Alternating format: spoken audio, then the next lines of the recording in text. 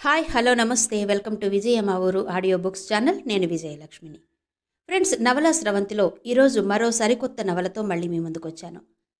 26 మంది ప్రముఖులైన రచయిత్రులు కలిసి రాసినటువంటి గొలుసుకట్టు నవల వీరభద్రగుట్ట. అలా వినూత్న సరళిలో రాసినటువంటి వీరభద్రగుట్టను ఈరోజు మీకు ఆడియోగా వినిపించబోతున్నాను. మరి వీరభద్రగుట్ట నవల ఆడియో మొదటి భాగంలోకి వెళ్ళిపోదాం. వెళ్ళిపోయే ముందు ఈ 26 రచయిత్రుల పేర్లు ఒకసారి మీకు చెప్తాను. డాక్టర్ ఇమ్మిడిశెట్టి చక్రపాణి, గాలి లలితా ప్రవల్లిక, అమరజ్యోతి, జి రంగబాబు, గుర్తి వాణి శ్రీనివాస్, సత్యవతి దినవహి, జిఎల్ఎన్ శాస్త్రి, ములుగు లక్ష్మీ మైథిలి, నండూరి సుందరి నాగమణి, కోరాడ అప్పల్రాజు, సిహెచ్ మీనాక్షి శ్రీనివాస్, అద్దేపల్లి జ్యోతి, కుంకేపూడి అనురాధ, గట్టి బ్రహ్మాజీ, వై చంద్రకళ, వాయుగుండ్ల శశికళ, ఆడారి వెంకటరమణ, గోవిందరాజుల సుభద్రాదేవి, డాక్టర్ శ్రీదేవి శ్రీకాంత్, స్వర్ణ సుధాకర్ రెడ్డి, మన్న లలిత, doctor Paturi Annapurna, వివివి Kameshwari, ఉరిమళ్ల Sunanda, doctor DNV Rama Sharma, Ethakota Subbarao గారు. సో వీరందరూ కలిసి రాసినటువంటి వీరభద్రగుట్ట నవల ఆడియో మొదటి భాగం ఈరోజు మీకు వినిపించబోతున్నాను. మరి ఆలస్యం చేయకుండా కథలోకి వెళ్ళిపోదాం. ప్రశాంతమైన ఆ ఊరు పల్లె కాదు, పట్టణం అంతకన్నా కాదు. ఊరి మధ్యలోనే బజారవతల ఉన్న పేటలో 10 ఇళ్ల అవతల ఆ వీధికి అడ్డంగా ఎత్తుగా ఓ గుట్ట. ఆ గుట్ట మీద పురాతన వీరభద్రస్వామి దేవాలయం 6 అంతస్తుల గోపురంతో చూపర్లను ఆకట్టుకుంటుంది.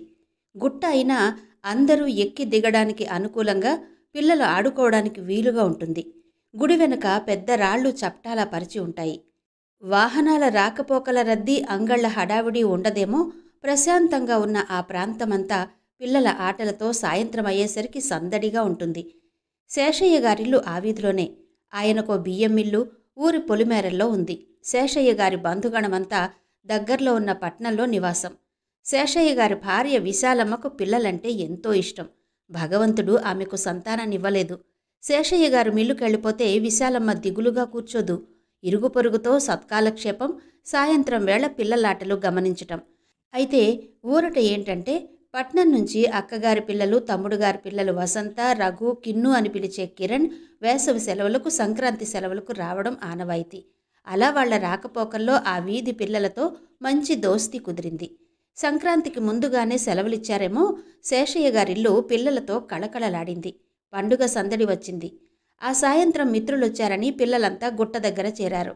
స్వామివారి ఆలయంలో దర్శనమయ్యాక ఆటకి సిద్ధమవుతారు. రఘు, వసంతల కన్నా కిన్ను కొంత చిలిపి, అనవసర కుతూహలం ఎక్కువ. గోపురం అంతస్తులు ఎక్కుతానని ఒకటే మారాం. వాడి పోరు పడలేక బృందంలో ఉన్న ఈశ్వరయ్య, సరే కిన్నుని నేను జాగ్రత్తగా తీసుకొస్తాను అని హామీ ఇవ్వడంతో రఘు ఒప్పుకున్నాడు. గోపురం మొదటి అంతస్తు సులువుగానే మెట్ల మించి చేరుకున్నారు. 2వ అంతస్తు చెక్క మెట్లు. జాగ్రత్తగా కిన్ను చెయ్యి పట్టుకుని తీసుకెళ్తుంటే, ఏయ్ పిల్లలు ఆగండి అన్న కేక వేసిందెవరని వెనక్కి తిరిగేసరికి ఓ సాధువు కనిపించాడు. అందరూ చప్టాల దరిదాపుల్లో ఉండకుండా పరుగులు తీస్తున్నారు. ఇక్కడి నుండి వెంటనే వెళ్ళిపోండి, పులి తిరుగుతోంది. దానికి కనబడితే అది మిమ్మల్ని వదిలిపెట్టదు, చంపి తినేస్తుంది అంటూ కొందరు హెచ్చరికలు జారీ చేసినా కిన్నిగాడి మనసు చప్టాల దగ్గరకు చేరుకోవాలని ఉవ్విళ్ళూరింది. పులులు అడవుల్లో ఉంటాయి గాని ఇలా గుట్టల మీద గట్ల మీద ఏమన్నా తిరుగుతుంటాయా ఏంటి? వాళ్ల మాటలు నమ్మాల్సిన పనే లేదు. మనం ముందు వెళ్ళి చూసొద్దాం పద అంటూ పట్టుదలగా అన్నాడు కిన్ను. నీకు తెలియదు, నిజంగానే పులి తిరుగుతోంది. నిన్న కూడా మేకపిల్ల నెత్తుకుపోతుంటే నేను చూశాను అన్నాడు ఈశ్వరయ్య. కిన్ను ఆశ్చర్యంగా ఈశ్వరయ్య వంక చూస్తూ, ఎప్పుడు? నాకు కనిపించలేదే, ఇద్దరం కలిసే ఉన్నాం కదా నిన్న అన్నాడు. నువ్వు చూస్తే జడుసుకుంటావని నేను నిన్ను పక్కకు తీసుకొచ్చేశాను, నువ్వు చూడకుండా చెప్పాడు ఈశ్వరయ్య. పులిని నువ్వు చూశావా? అనుమానంగా అడిగింది వసంత. కాసేపు ఆలోచించి, పొదలుండడంతో పులి నాకు సరిగ్గా కనిపించలేదు. మేకపిల్ల ప్రాణభయంతో అరిచిన అరుపులు మాత్రం వినబడ్డాయి. మేకపిల్ల పొదల మాటుకు ఏడ్చబడింది. అది ఏ జంతువు అనేది నాకు అర్థం కాలేదు చెప్పాడు ఈశ్వరయ్య. మేక అరుపు నీకు మాత్రమే వినిపించిందా? పక్కనే ఉన్న కిన్నుకు వినిపించలేదా? అనుమానంగా అడిగాడు రఘు. బహుశా వినిపించినట్టు లేదు. వింటేవాడు చూసేవాడు కదా. నేనిక్కడి వాడినే కదా. నాకు జంతువుల ప్రతి చిన్న కదలిక తెలుసు. అంతేకాదు వాటి అరుపుల అర్థాలు గ్రహించగలిగే శక్తి నాకు అలవడింది. నాకే కాదు, ఈ గ్రామస్తులందరికీ కూడా తెలుసు అన్నాడు ఈశ్వరయ్య. అవును, నాకు వినపడలేదు చెప్పాడు కిన్ను. నాకెందుకో అనుమానంగా ఉందిరా, అది పులి పని కాదని పైకెళ్ళి చూసొద్దాం అన్నాడు రఘు. ఒరేయ్, పెద్దవాళ్ళు మంచి చెబుతారు, వారి మాటలు మనం వినాలి, పెడచెవిన పెట్టకూడదు, ఇంటికెళ్ళిపోదాం పదండి అంది వసంత. వాళ్ళన్నిటికీ భయపడతారు, ఆ భయాన్ని మన మీద రుద్దుతారు. నీకు భయమైతే నువ్వు వెళ్ళు, మేము కాసేపు తిరిగేసొస్తాం అన్నాడు కిన్ను. పెద్దవాళ్ళు అన్ని రకాలుగా ఆలోచించి చెప్తారు, వారి భయాలకు ఏదో కారణం ఉండే ఉంటుంది. మీరు ఈ ఊరివారు కాదు, మీకివి తెలియవు, వెనక్కి వెళ్ళిపోదాం అన్నాడు ఈశ్వరయ్య. జట్టుకి లీడర్లా వ్యవహరించే ఈశ్వరయ్య మాటను కాదనలేక అందరూ వెనుతిరిగారు. వెనక్కు వెళ్ళినా కిన్ను ఇంట్లో ప్రశాంతంగా ఉండలేకపోయాడు. సాయంత్రం అయింది. పిల్లలందరూ శేషయ్య గారింటి దగ్గరకొచ్చారు. వారి ఇంటి ముందు పెద్ద ఖాళీ స్థలం ఉండడంతో అక్కడ ఆడుకోవడానికి అనువుగా ఉంటుందని గ్రూపులుగా విడిపోయి ఎవరికి నచ్చిన ఆటలు వాళ్ళు ఆడుకుంటున్నారు. బెచ్చాట, ఏడు పిక్కలాట, డీఫాట, నేల గుంట ఆట, గూడుంబిళ్ళ ఆట, బొంగరం ఆట, చెడుగుడు, ఖోఖో, ఇలా ఎవరికి ఏది నచ్చితే అది ఆడుకుంటున్నారు. కిన్ను ఏ జట్టులోనూ చేరలేదు. మనసంతా గుట్టపైకి లాగడంతో ఎవ్వరికీ చెప్పకుండా ఒక్కడే గుట్ట దగ్గరకు బయలుదేరాడు. వాడికి తెలీదు వాడిని 2 కాళ్ళు అనుసరిస్తున్నాయని. ముందు చప్టాల వైపు నడిచాడు. అక్కడెవరూ కనిపించలేదు. అంతా నిర్మానుష్యంగా ఉంది. ఎందుకో భయం అనిపించింది. దేవుని దర్శనం చేసుకోవాలనుకుంటూ గుడివైపు అడుగులు వేశాడు. గుడి తలుపులు వేసి ఉన్నాయి. దానికి పెద్ద తాళం వేలాడుతోంది. నిరుత్సాహంగా వెనక్కు తిరిగిపోయిన కిన్ను చెవులకు ఏదో శబ్దం వినిపించింది. చెవులు రెక్కించి విన్నాడు. అది ప్రింటర్లో నుంచి పేపర్ వచ్చే శబ్దంలాగా ఉంది. అంత పల్లెటూరులో అది కొండ మీద శబ్దం. అది ఎక్కడి నుంచొచ్చింది? ఆశ్చర్యంగా చుట్టూ చూశాడు. ఎక్కడా ఏమీ కనిపించలేదు. చెవులు రిక్కించి శబ్దం ఏ వైపు నుంచి వస్తోందా అని జాగ్రత్తగా విన్నాడు. ఈ శబ్దం గుడి లోపల నుంచే వస్తోంది. తాళం వేసిన గుళ్ళోకి ఎవరు వెళ్లారు? ఎలా వెళ్ళగలిగారబ్బా అని ఆశ్చర్యపోతున్న కిన్ను దృష్టి ఓ చోట నిలిచింది. మళ్ళీ చూశాడు కిన్ను. కళ్ళు చిట్లించి చూశాడు. గుడిపక్క గోడకు దగ్గరలో పొడవాటి కర్రలు పోగుపడి ఉన్నాయి. వాటిపై నిచ్చెన ఉంది. కర్రల్లో కలిసిపోయి దగ్గరగా చూస్తే తప్ప కనబడదు. కిన్ను కళ్ళు మెరిశాయి. వెంటనే వెళ్ళి ఆ నిచ్చెనను నెమ్మదిగా లాగుతూ గోడకు చేర్చాడు. గోపురం మెట్లు ఎక్కుతున్నప్పుడు కనిపించింది. ఆ పెచ్చులూడిన చోట గోడకు రంధ్రం ఉంది. అది దగ్గరగా తప్ప కనిపించదు. బయట నుంచి కనిపించడం లేదు. బయట గోడకు ఎక్కువగా ఊడలేదు. ఆ ప్రదేశం ఎక్కడ ఉందో పట్టి పట్టి చూసి కనిపెట్టాడు. నిచ్చెనను ఇంకొంచెం పక్కకు జరిపి గట్టిగా నిలబడేలా సర్దాడు. మళ్లీ చుట్టూ చూసి నిచ్చెన మెట్లు ఒక్కొక్కటిగా ఎక్కాడు. ఇంకాస్త పైకి ఉన్న గోడ కన్నాన్ని చేరుకోవాలని ఇంకో మెట్టు ఎక్కుతూ ఉండగా నిచ్చెన జారుతున్నట్టయి కంగారు పడ్డాడు. కాస్త వెనక్కి చూసేసరికి 2 చేతులు నిచ్చెనను గట్టిగా పట్టుకుని కదలనీయకుండా ఆపాయి. ఎవరు అని భయపడుతూ ఇంకాస్త క్రిందకు చూశాడు. భయం వద్దు అన్నట్టు చెయ్యి ఊగడం చూసి ఎవరో చూడాలని చేతుల్లో నుంచి తల పక్కకు తిప్పి చూశాడు. ఆశ్చర్యపోయాడు అతనిని చూసి. గుడికి వచ్చినప్పుడల్లా చూస్తూనే ఉంటాడు. గుట్ట ఎక్కే ముందు రావి చెట్టు చప్టా దగ్గర కూర్చుని ఉంటాడు ఈ మనిషి. శివుడు. ఎవరితోనూ మాట్లాడడు, ఏమీ అడగడు. తనలో తానే మాట్లాడుకుంటూ ఉంటాడు. గుడికి వచ్చిన వారు ఏమైనా పెడితే తింటాడు. గుడివైపు చూస్తూ అక్కడే తిరుగుతూ ఉంటాడు. ముందు భయపడిన కిన్నుకి ఆ మనిషి పర్వాలేదు అన్నట్టు చేయి ఊపి పైకి వెళ్లమన్నట్టు సైగ చేయడంతో సాక్షాత్తు శివుడే అభయమిచ్చినట్టు అనిపించి ధైర్యంగా నవ్వుతూ చెయ్యి ఊపి మరో మెట్టు ఎక్కాడు. గోడకు ఊడిన పెచ్చు భాగాన్ని నెమ్మదిగా కొద్ది కొద్దిగా తీశాడు. ఒక కన్నుతో చూసే ఖాళీ ఏర్పడింది. అందులో నుంచి చాలా కుతూహలంతో చూశాడు.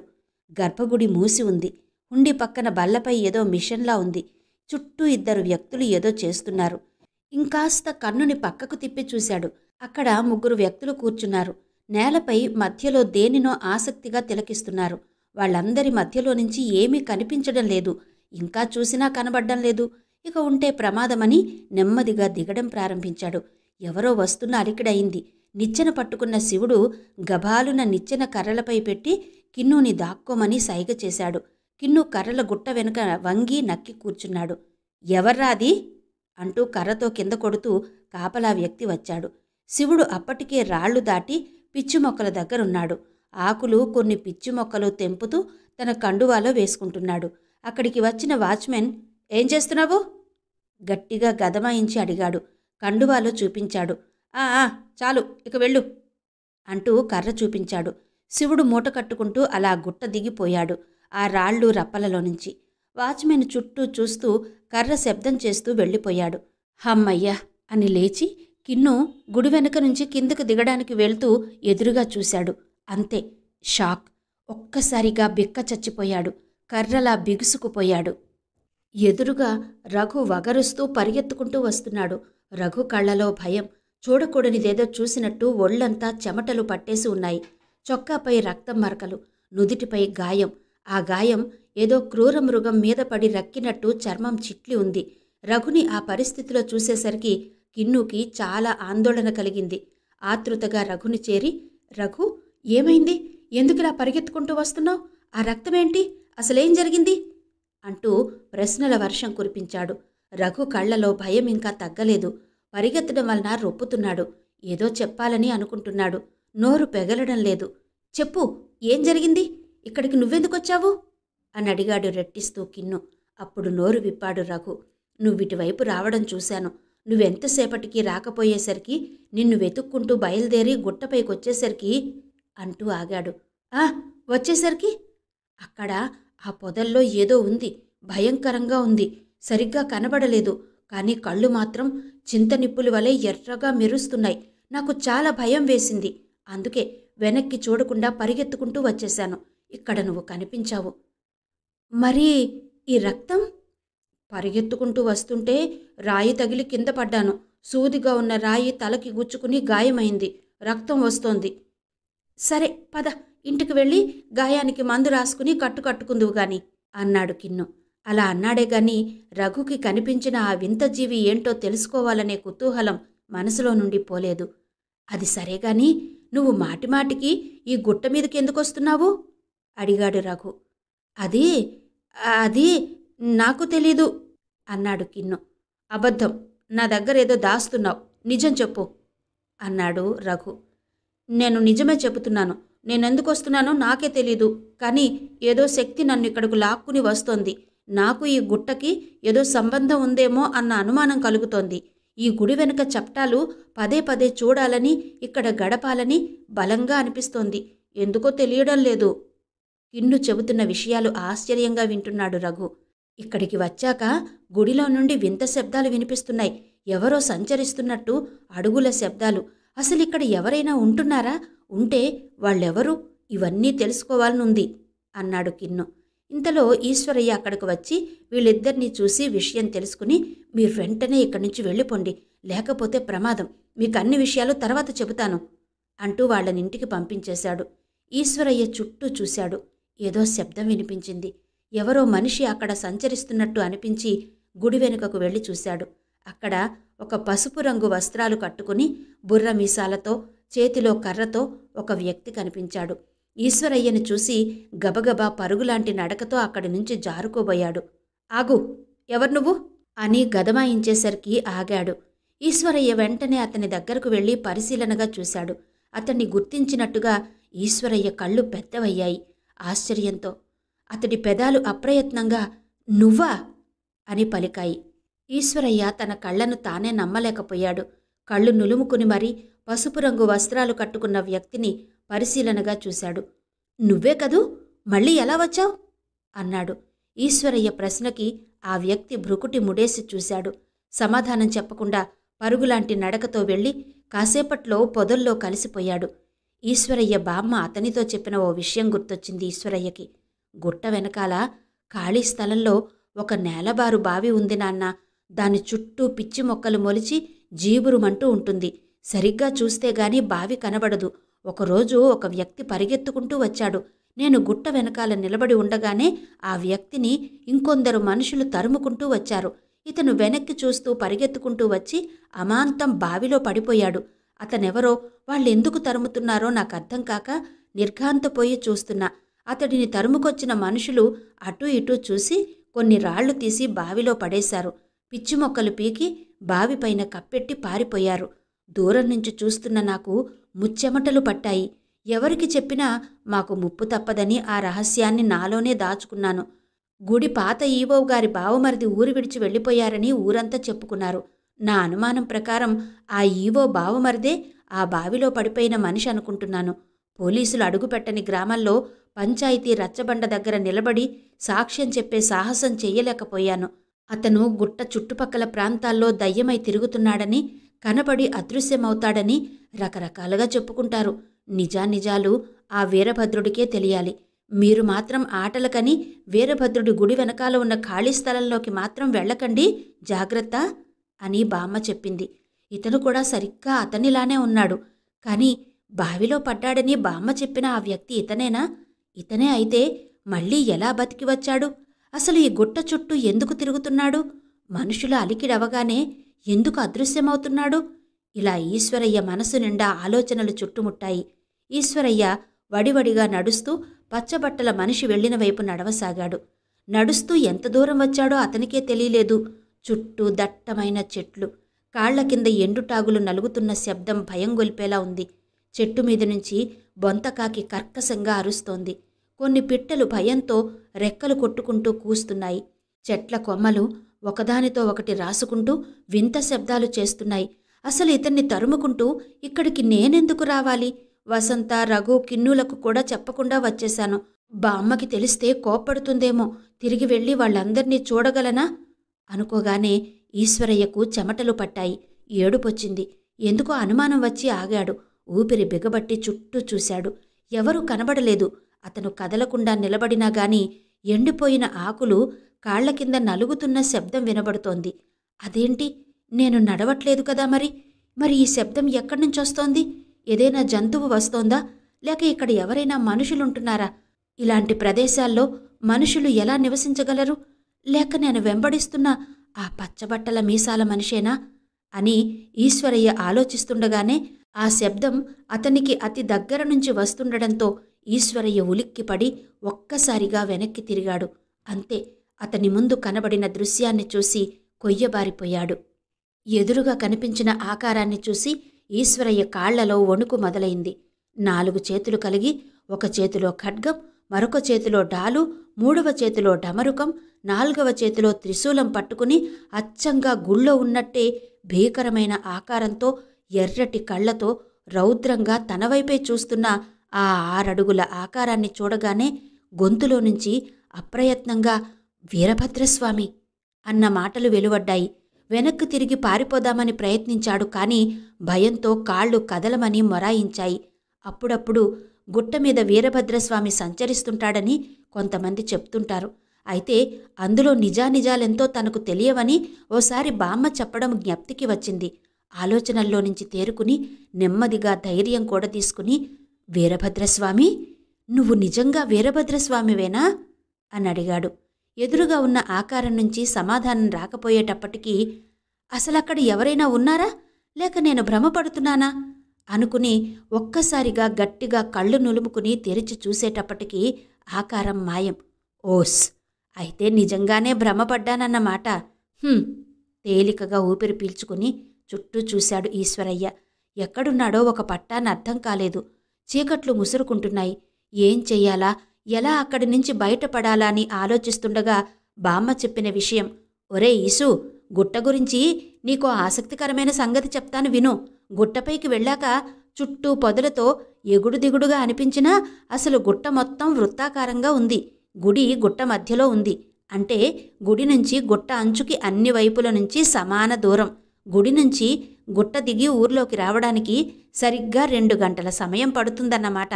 ఎప్పుడైనా గుట్టపై దారి తప్పి ఎటు వెళ్లాలో తెలియనప్పుడు నువ్వు ఉన్న చోటు నుంచి సరాసరి ముందుకే అడుగులు వెయ్యి. ఖచ్చితంగా గుట్ట కిందికి ఊర్లో ఏదో ఒక ప్రదేశానికి చేరుకుంటావు. ఊర్లోకి వచ్చాక మనిల్లు కనుక్కోగలవు కదా. ఈ విషయం నీ స్నేహితులకు కూడా చెప్పు అని బామ్మ చెప్పడం గుర్తొచ్చి ధైర్యంగా ముందుకి కదిలాడు. ఆ వెనువెంటనే అప్పటిదాకా దాపులనున్న చెట్టు వెనక నుంచి ఈశ్వరయ్యని గమనిస్తున్న 2 కళ్ళు వీరభద్రుడి కుడిచేయి లిప్తపాటు గాలిని ఖండించడం గమనించి ఆశ్చర్యానికి లోనయ్యాయి. ఎవడో వేషం వేసుకొచ్చి చిన్నపిల్లాడి ముందర ట్రిక్కులు చేస్తున్నాడు అనుకుని నవ్వుకుని పిల్లిలా చప్పుడు చెయ్యకుండా ఈశ్వరయ్య వెనకాలే అడుగులు కదిపాడు.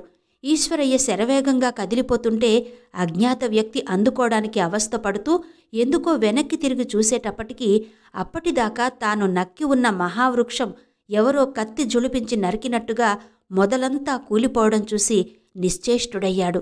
అయితే చేతిలో ఖడ్గాన్ని చుళిపించిన వ్యక్తి నిజంగా వీరభద్రుడేనా అన్న ఆలోచన రాగానే ఒళ్లంతా గగురు పొడిచింది అజ్ఞాత వ్యక్తికి. రఘు, కిన్ను ఎంతకీ రాకపోయేటప్పటికీ వాళ్లను వెతుకుదామని బయలుదేరిన వసంతని చీకటి పడుతుంటే ఎక్కడికి వెళ్తున్నావే వసు అంటూ పిలిచింది విశాలమ్మ. కిన్ను వాళ్ల కోసం పెద్దమ్మా.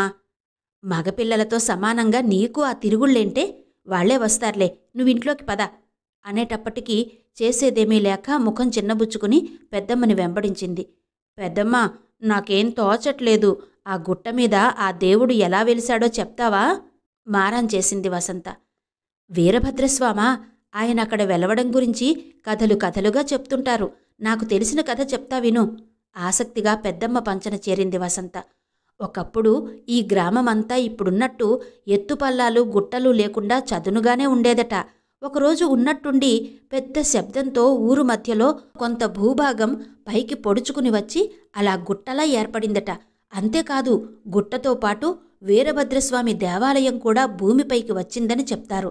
ఆ తర్వాత గ్రామంలో ఎన్నో శుభాలు జరిగాయట. అందుకే ఆ స్వామి చాలా మహిమ కలవాడని చెప్తారు. శుభాలంటే? అడిగింది వసంత. అంటే అప్పటిదాకా మన ఊర్లో ఎక్కడా బావి తవ్వినా చుక్క నీరు కూడా పడలేదట. కానీ ఆ స్వామి వెలిశాక భూమికి 20 అడుగుల లోతునే నీరు పడిందట. ఊరికి నీటి కరువే తీరిపోయిందని అంటారు. అప్పటిదాకా ఆ ఊ అంటూ వింటున్న వసంత నుంచి ఉలుకు పలుకు లేకపోయేటప్పటికీ చేస్తున్న పని ఆపి తల తిప్పి చూసిన విశాల తాను చెప్పేది వింటూ అలానే నులక మంచంపై పడుకుని నిద్రలోకి జారుకున్న వసంతని చూసి, పిచ్చి తల్లికి అన్నీ తెలుసుకోవాలని, ఏదో సాధించాలని ఆతృత అంటూ మురిపెంగా నవ్వుకుంది విశాలమ్మ. చేతిలో బియ్యం చేట పట్టుకుని ఈదురుగాలికి కొట్టుకుంటున్న కిటికీ ముద్దామని లేచిన విశాలమ్మ కిటికీ చాటున ఏదో నీడ కదిలినట్టనిపించి ఉన్న చోటే బిగుసుకుపోయింది. అదండి ఇంతవరకు గొలుసుకట్టు నవలగా ప్రముఖ రచయిత్రులు కలిసి రాసిన వీరభద్రగుట్ట నవల ఆడియో మొదటి భాగం విన్నారు కదా. మిగిలిన కథ తరువాతి భాగాల్లో వినిపిస్తాను. అంతవరకు సెలవా మరి. నమస్తే.